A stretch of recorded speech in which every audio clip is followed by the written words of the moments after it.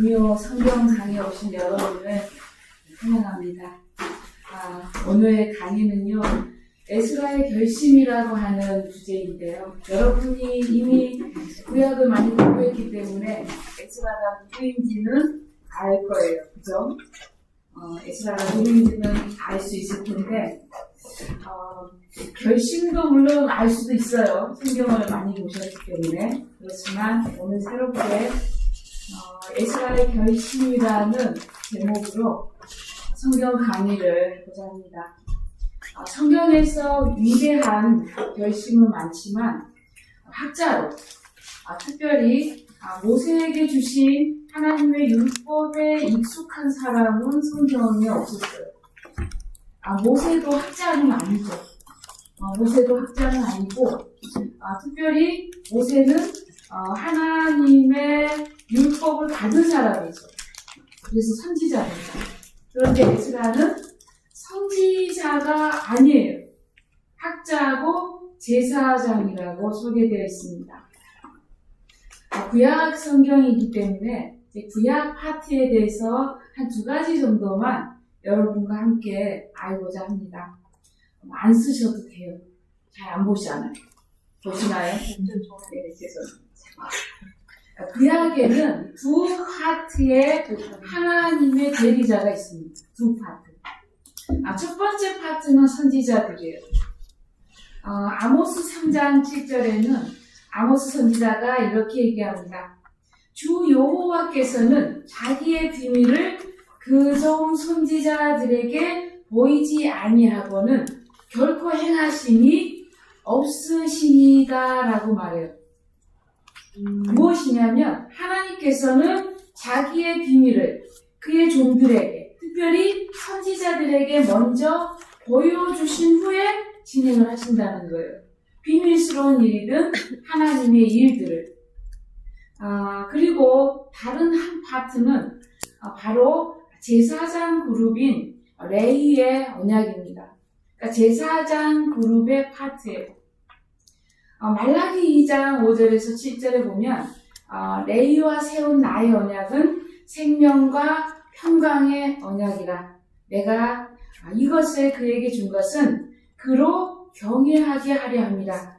그가 나를 경외하고 내 이름을 두려워하였으며 그의 입에는 진리의 법이 있고 그의 입술에는 불의함이 없고 그가 화평함과 정직함으로 나와 동행하며 많은 사람을 정직함으로 나와 동행하며 많은 사람을 돌이켜 죄악에서 떠나게 하였느니라. 그러니까 레위와 제사장 그룹은 어떤 사람들이냐면 하나님의 성전에서 하나님 앞에 제사함으로 백성을 타락시키지 않는 중요한 직책을 가지고 있는 거예요. 그러니까 물론 하나님의 가장 비밀스러운 말들을 선지자들은 선포하고 누구든지 선지자는 될 수 있어요. 하나님이 콜링하면. 그러나 제사장은 그렇지 않아요. 제사장은 굉장히 까다롭습니다. 대대로 내려와야 돼요. 레위 지파에게 준 언약이에요. 그래서 레위 지파가 아니면 제사장 그룹에 속할 수도 없고, 또한 이 제사장들은 굉장히 까다롭게 뽑았어요. 20살에서 40살까지의 남자를 또 이렇게 대제사장으로 세웠고요. 나이가 더 많거나 너무 어리거나 하면 이 말씀의 권위자로 세우지를 않았습니다. 그러니까 그만큼 까다롭고, 또한 이 제사장 에스라서에 보면 2장에 보면 이 제사장을 직책을 맡길 때에 이방 여인과 결혼한 사람도 부정하다 해서 아예 제외시켜버려요. 그러니까 제사장의 그룹은 굉장히 홀리하고, 또 레위 지파는 하나님의 말씀을 킵하는데 특별히 자기 자신이 먼저 준행하고 그 다음에 가르칠 수 있어요. 그러니까 자기도 지키지 않으면서 남을 가르친다? 제사장으로서 자격 박탈이에요. 그래서 준행하는 것이 먼저고 그 다음에 가르치고 백성으로 하여금 거룩함을 잃지 않도록 킵해주는 것. 그들이 하나님과 동행하도록 도와주는 직책이 제사장의 직책입니다. 굉장히 중요해요. 그래서 말라기 2장 7절에는 제사장의 입술은 지식을 지켜야 되겠고 라고 말해요. 그러니까 제사장은 반드시 말할 때에 하나님의 지식을 지켜야 된다는 거예요. 또한 하나님의 지식을 지키면서 자기 자신도 그것을 지켜내야 하나님의 지식을 선포할 수 있는 권한이 주어집니다. 그리고 사람들은 그에게서 반드시 그의 입에서 하나님의 율법을 구하게 된다는 거예요. 그는 하나님의 율법을 반드시 선포해야 된다는 거예요.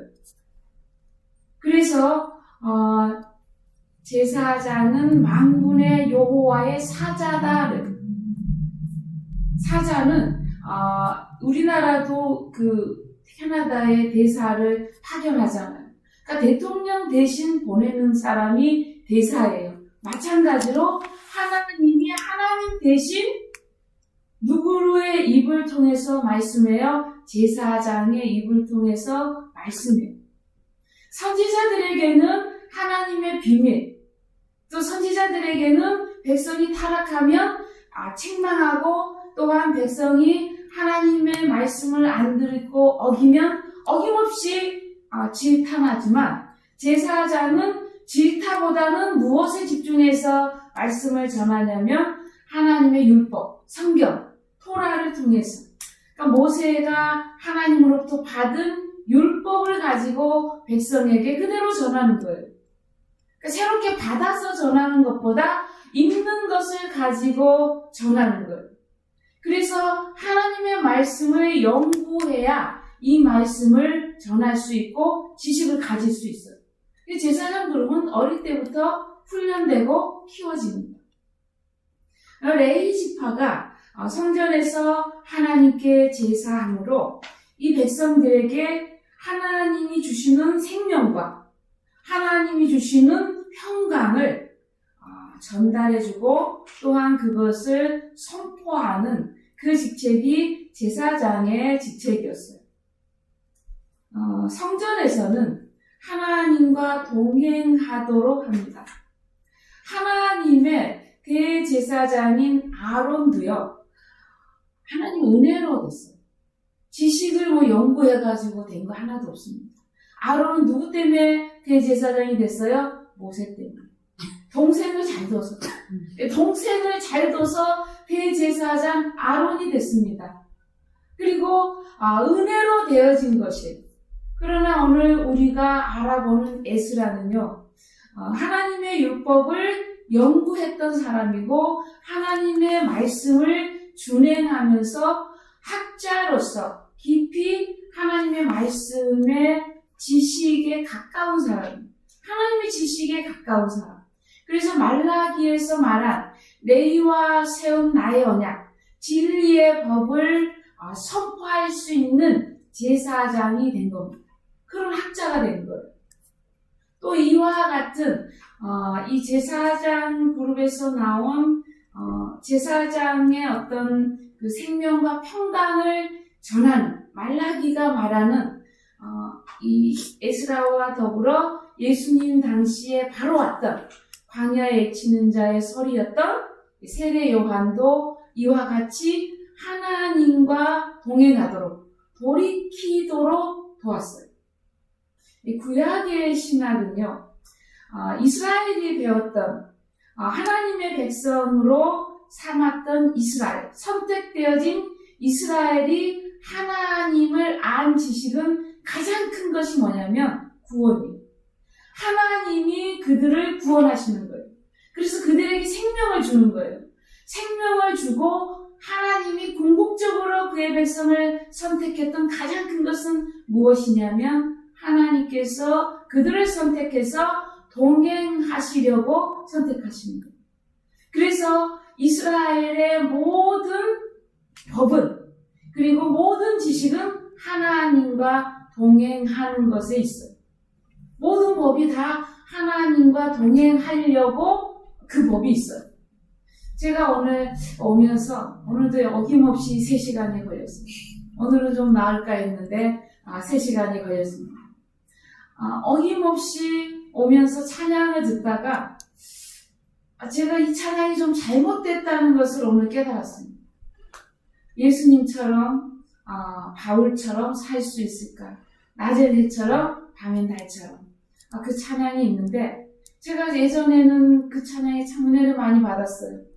그런데 오늘 제가 말씀을 강의를 하려고 보니까 동행하는 것은 내가 예수님처럼 사는 것은 아니다. 사도 바울처럼 내가 사는 것이 동행은 아니다. 그럼 뭐예요? 동행은 그냥 함께 따라가면 돼. 옆에서 가면 돼. 내가 예수님처럼은 살 수 없지만 어떻게 돼요? 나는 그냥 예수님과 함께 가기만 하면 돼요. 쉬운 거예요. 훨씬. 예수님처럼 살려고 하니까 어렵고 사도 바울처럼 살려고 하니까 어렵잖아요. 그런데 하나님은 우리를 부르실 때 예수님처럼 살게 하기 위해서 그렇게 부르신 게 아니고 동행하는 것만 요구하시는 거예요. 우리에게 어려운 것을 요구한 게 아니고 너는 그냥 내 옆에서 그냥 나만 따라오면 돼. 내 옆에 그냥 있어만 줘라. 그것이 하나님께서 하나님의 백성에게 요구하셨던 거예요. 오늘 에스라는요, 하나님께서 레위와 세운 언약에 가장 적합한 학자이기도 하고, 또한 레위에게 세운 언약 중에 이 레위는요, 하나님께서 땅 분배를 할 때 땅을 안 주셨거든요. 누구를 줬습니까? 하나님을 통째로 내오셨어요. 내가 너희의 기업이야. 내가 너희의 땅이라는 거예요. 너희는 나로 인해서 뭐하라? 먹고 마셔라. 예수님이 오셔서 말씀하신 거 똑같아요. 내 살을 먹고 내 피를 마시는 자는 뭐하고? 나와 더불어 사는 거예요. 그러니까 하나님께서 레위에게 주신 것은 하나님 자신을 기업으로 주신 거예요. 굉장히 쉽게 주셨어요. 그래서 너희는 내 안에서 내 법을 가지고 백성의 생명을 지키고 내가 주는 구원을 지키고 저들이 거룩하게 하여서 구별하여서 하나님의 진리의 말씀을 가지게 하려는 게 레위 지파의 목적이에요. 근데 잃어버렸죠. 에스라가 있을 당시에는 많이 잃어버렸어요. 여러분, 노예로 나라를 잃어서 팔려갔어요. 그러면 하나님의 법을 지키기가 쉬워요, 어려워요? 어려워요. 어느 정도는 알고 있죠. 그런데 오히려 하나님은 본토에 있는 사람들보다 노예로 팔려가고 딴 나라로 쫓겨가고 그랬던 그 사람들을 남은 자라고 인정해줘요. 너희가 나의 거룩한 씨라고 인정해줘요. 그래서 거기서부터 출발해서 올라오는데 바벨론 포로에서 끌려가서 올라왔던 학자가 바로 에스라입니다. 그래서 에스라 2장에는 이 우림과 둠림의 제사장의 자격을 갖춘 제사장이 나타나기까지는 이 성전의 지성물을 먹는 제사장의 직책을 이 관리가 고급 관리 방백이 금했어요. 그래서 7장에는 바로 이 에스라가 소개되는데 이 에스라는 어떤 사람이냐면 대제사장 아론의 16대 손이에요. 벌써 뭐가 느껴져요? 가문이 느껴져요. 가문의 힘, 이 혈통의 힘이 느껴져요. 그러니까 하나님께서 뭔가 인정하신다고 하는 이 혈통의 힘이 느껴지는데 에스라 2장 61절에서 63절에 제가 여러분에게 읽어드리겠습니다. 제사장 그룹인데 이방인 아내를 두었으므로 부정하게 여겨서 제사장 직분을 금하는 것이 에스라 2장 61절. 근데 63절에 방백이 그들에게 명령하여 우림과 둠림을 가진 제사장이 일어나기 전에는 지성물을 먹지 말라 하였느니라. 그러니까 지성물은 뭐냐면 이 백성이 속죄를 하기 위해서 가져오잖아요. 양도 가져오고 소도 가져오고 그러면 이 번제를 드린 후에 하나님 앞에 제사를 드린 후에는 제사장 몫으로 넓적다리를 딱 떼는 게 있어요. 예, 그것들을 이렇게 떼는 게 있는데 그것들을 못 먹게 해요. 왜냐하면 우림과 둠림이라고 하는 것은 하나님의 비밀을 가진 하나님의 지식을 가진 자. 그래서 하나님의 지식을 완전히 가진 자가 아니면 그 제사장이 아니면 이것을 먹지 못하게 금했는데 7장에 드디어 풀린 거예요. 누가 옵니까? 에스라가 올라와요. 에스라가 올라오는데 하나님께 예배하기 위해서 하나님께 제사하기 위해서 완벽하게 하나님이 준비한 학자입니다. 하늘의 하나님의 제사장이라고 아닥사스다 왕도 인정한 학자예요. 어디에서? 남의 나라 땅에서 인정을 받아요. 하늘의 하나님의 제사장, 하늘의 지식을 가진 제사장이라고 왕이 인정할 정도면 그 사람은 하나님의 지식에 탁달한 사람이에요. 그래서 이 에스라가 하나님의 이 지식을 뭐하기로? 백성에게 가르치기로 결심합니다. 어떤 지식을 가르치기로 결심해요? 제가 오늘 여러분에게 알려드릴 게 바로 그거예요. 어떤 지식을 가르치기로 결심하냐면 하나님께서 이스라엘 백성을 형통하게 하실 지식이에요. 그러나 가장 먼저는 형통하게 하시기 전에 하나님의 지식이 없을 경우, 하나님의 지식을 따라가지 않을 경우 재앙이 먼저 임했기 때문에 이 재앙을 먼저 피해야 했습니다. 그러니까 제사장은 가장 먼저 하나님의 형통한 복을 주기 전에 무엇부터 없애야 돼요? 백성이 하나님으로부터 재앙을 안 받아야 돼요. 재앙받는 것이 무엇이었냐면 가장 크게는 하나님 앞에 재앙을 받고 형벌을 받을 때는 하나님과 동행하는 것을 잊어버렸을 때, 하나님과 동행하는 것을 버리고 타락했을 때, 그때는 하나님께서 어김없이 재앙을 내렸어요. 그러니까 이스라엘 역사는 하나님 앞에 이스라엘 백성들이 선택당하고 또 뭐하고 선택당했는데 다시 하나님을 배반해서 하나님이 다시 형벌을 내리고 이런 역사예요. 다시 구원하고 형벌 내리고 구원하고 형벌 내리고 이게 하나님의 이 역사예요. 그래서 이스라엘 역사에 특별히 이 큰 연구를 한 이병렬 교수님은 이스라엘 역사는 하나님의 구원의 역사라고 말합니다. 이스라엘 역사는 하나님의 구원의 역사. 그러니까 하나님께서 형벌을 내리시고 다시 구하고 형벌을 내리고 다시 구하고 그러니까 다시 구할 때는 이스라엘 백성들이 어떻게 했을 때 다시 구해요? 돌아왔을 때 돌이켰을 때 다시 구합니다. 그래서 돌아오라고 하는 히브리어는 슈브라고 해요. 근데 슈브는 180도 전환했을 때 슈브래요. 180도. 그러니까 돌아온다는 것은 180도 전환하고 그리고 하나님에까지 가는 거예요. 신에게까지 가는 것을 의미한다는 거예요. 그러니까 자신의 방향에서 턴에서 하나님께로 가는 것.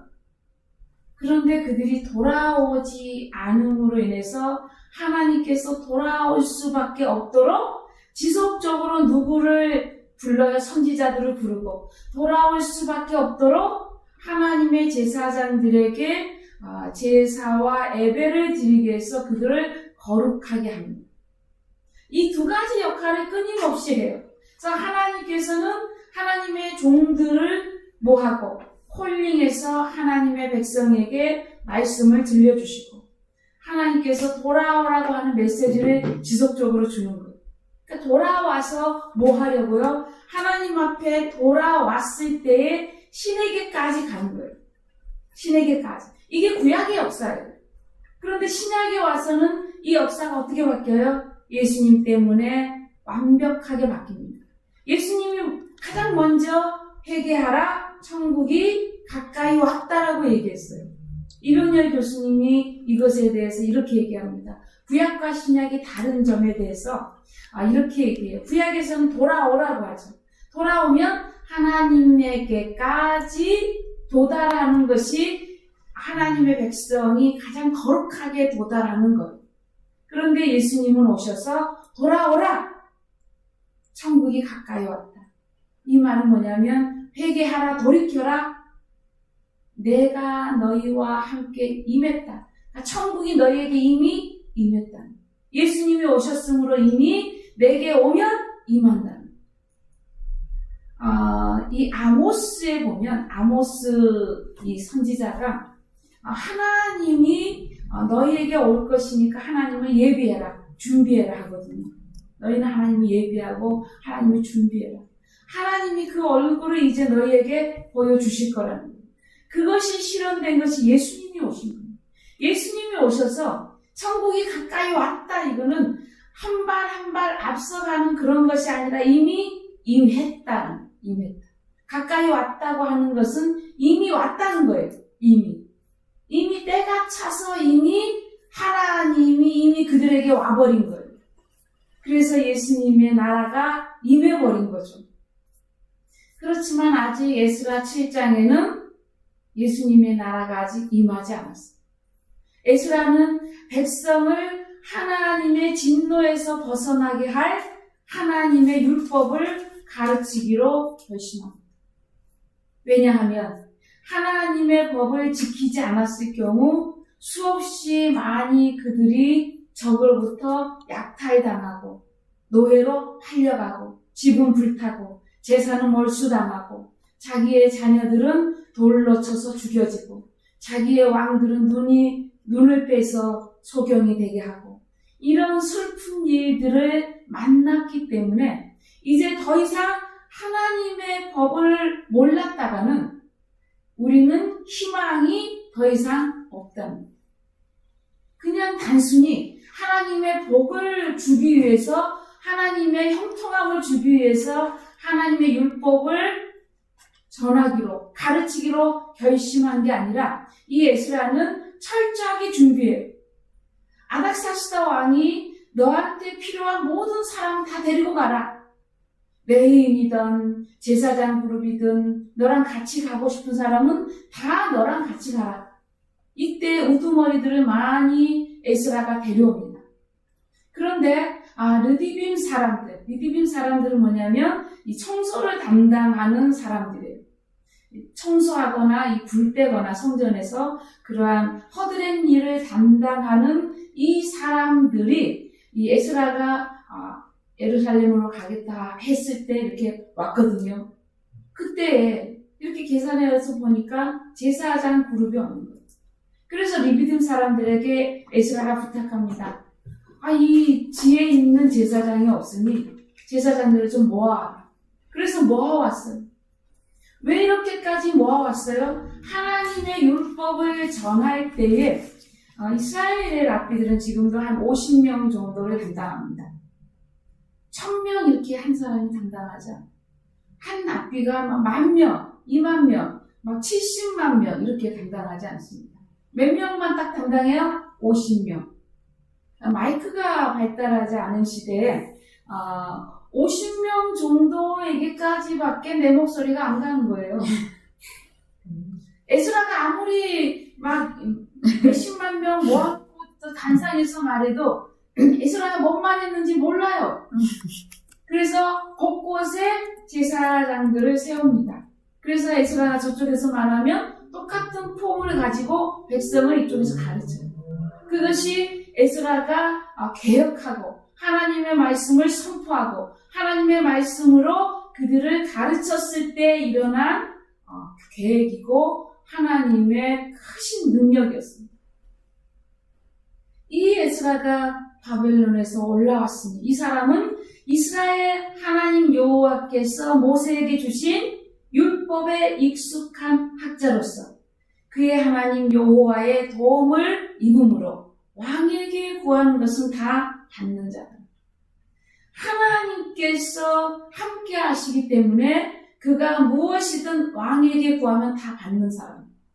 멋있지 않아요? 왕에게 받는데 하나님께는 못 받겠어요. 왕에게 받는데 하나님께는 더 받죠. 그래서 에스라는 많은 은금을 받고 많은 물질을, 소금을, 많은 것들을 가지고 자기와 함께 바벨론, 이란에서 지금 팔레스타인까지 갈 때에 한 52일 정도 걸리거든요. 근데 한 명의 호위병도 왕에게 요구하지 않습니다. 강가에서 올라갈 사람들을 모아놓고 에스라가 금식을 선포해요. 우리는 금식한다. 그리고 우리는 용사를 구하는 것을 부끄러워한다. 왜냐하면 우리가 이미 하나님은 전능하심으로 우리를 지키신다고 선포했기 때문에, 선포했는데 병사 달라, 창든 자 붙여라, 칼 든 자 붙여라, 방패 든 자 붙여라. 우리는 그렇게 안 한다는 거예요. 뭐 하는 거예요? 학자인데 이렇게 셉니다. 멘탈이. 이 정도는 돼야 하나님이 예비하죠. 이 정도는 돼요. 이 정도는 돼야 하나님께서 그를 예비하죠. 왜 나는 자존심 상해서 뭐 달라고 하는 거, 은금 달라고 하는 거 괜찮지만 우리를 지키기 위해서 병사를 달라고 하는 것은 쪽팔려서 못하겠다는 거예요. 이 정도 돼야 하나님 앞에 무엇을? 백성에게 징벌을 안 당할, 형벌을 받지 않을 하나님의 법을 가르치기에 자격이 충분합니다. 그래서 진리의 말씀을, 생명의 말씀을 전하기로 결심하고 이 에스라가 하나님께 준비된 사람으로 예루살렘에 도착하죠. 에스라는 제사장이면서 하나님의 율법 학자였습니다. 그래서 여호와의 계명의 말씀과 이스라엘에게 주신 율법 학자요, 학자 겸 제사장인 에스라에게 하나님은 학식을 더하고 하나님의 지식을 더하고 하나님의 영감을 더하고 하나님의 거룩을 더하고, 하나님께서 그에게 무슨 성품을 줘요? 긍휼히 여기는 성품을 주고 하나님 말씀에는 단호박인 마음을 줍니다. 왜냐하면 에스라가 학자임에도 불구하고 제사장으로서 우림과 둠림의 제사장 역할을 감당했을 때는 그 가정이 온전한 거예요.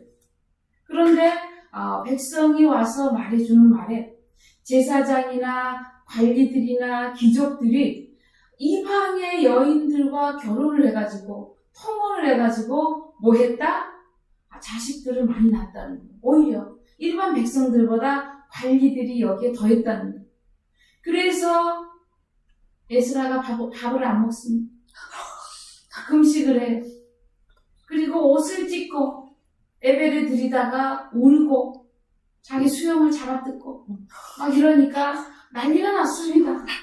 우림과 둠림의 제사장이 왔으니까 얼마나 기대를 했겠어요. 근데 이 제사장이 그런 액션을 취해 옷을 찢고 수염을 막 잡아뜯고 막 죄를 무릅쓰고 막 이러니까 너무 놀래가지고 막 자발적으로 와서 우리가 뭘 잘못했는지 우리 잘못을 용서하여 주소서 하면서 아예 자발적으로 우리가 당신이 하시는 모든 말씀은 다 듣겠습니다.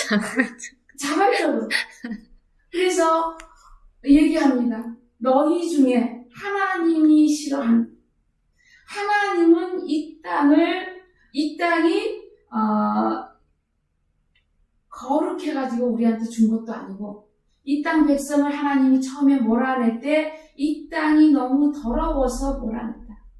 이 땅 백성들이 너무 지저분해서 몰아냈다. 그런데 너희가 그 지저분한 이 백성과 너희 아들을 주지 말고, 딸들도 주지 말고, 며느리도 데려오지 말고, 사이도 데려오지 말라고 말했는데, 우리 조상들이 그렇게 해서 얼마나 많은 고난을 당하고, 우리의 왕은 마지막 유다 왕은요, 느부갓네살에 의해서 두 눈을 뺐어요.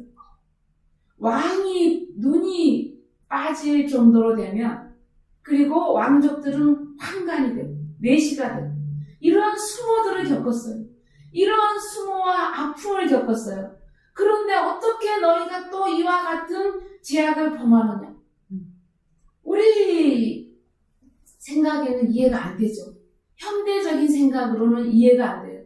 그러나 하나님께서 그 시절에는 그것 때문에 이스라엘 백성에게 고난을 주고 아프게 하고 이웃 나라를 통해서 통제받게 되고 압제하고 슬픔과 고난을 주고 자녀들이 있는 데서 막 이렇게 맷돌에 쳐서 아이들이 죽고 임신한 여자들 막 배가 갈라지고 막 이러한 일들을 보고 겪었어요. 슬프잖아요. 하나님이 이제 더 이상 이러한 일들을 버리지 않도록 제사장을 예비했는데 누구를 예비했어요? 에스라를 예비했고 에스라가 이 일에 대해 단호하게 얘기합니다. 지금 결혼했다 할지라도 쫓아내보내라. 이것이 하나님의 뜻이다. 몇 명은 거부했어요. 제사장 중에 거부한 사람의 이름을 성경이 기록합니다. 와, 놀랍죠. 성경이 거부한 사람들의 이름을 기록해요. 참 놀랍습니다. 그 자손 대대로 내려갈 거 아니에요. 왜냐하면 무엇 때문에 거부한 사람들을 기록해요? 2장에 보면 이 제사장 에스라 2장에 제사장 그룹이 와서 하나님의 제사를 드리고 지성물을 먹게 하려고 보니까 통혼된 제사장들이 있었어요. 이방의 여자들과 결혼한 사람들이 있었어요. 그래서 거룩하지 않다, 부정하다 해서 커트시켰거든요. 이런 이유 때문에 기록해 놓은 거예요. 왜냐하면 그 여성으로부터 나온 이방 여인으로부터 나온 자손이 제사장의 직책을 승계하지 못하도록 하기 위해서 기록한 거예요. 하나님은 이렇게 철저하게 에스라를 보내서 그 백성이 뭐하지 않도록 다시는 하나님의 말씀을 어겨서 징계받지 않도록 먼저 가르칩니다. 형통은 그 다음이에요. 평강은 그 다음이에요. 먼저는 하나님 게 중요해요. 하나님 앞에 뭐 하는 게 중요해요? 하나님의 말씀을 듣는 것이 제사보다 낫다. 먼저 듣는 것이 중요합니다. 오늘 에스라의 결심을 우리가 그대로 받았으면 좋겠습니다. 사람들은 오늘날 하나님의 형벌은 무엇이라고 생각하는지 모르겠지만 성경은 그것이 예수님을 통해서 지옥이라고 말하고 있습니다. 여러분, 예수 그리스도 안에 없으면 지옥에 가는 것이 맞아요. 그래서 먼저 구약에 무엇으로 보여주었어요? 전쟁을 통한 형벌로, 전쟁을 통한 악재로, 노예로 먼저 하나님이 구약에 먼저 보여주신 거예요. 신약에는 은혜로 예수 그리스도를 보내서 예수 그리스도 안에 있으면 이미 천국이 임하고 안에 없으면 형벌에 처해지는 겁니다. 성경의 구원의 역사가 우리 자신에게 언제나 하나님의 거룩함을 지킬 수 있는 그런 능력이 되기를 간절히 소망합니다.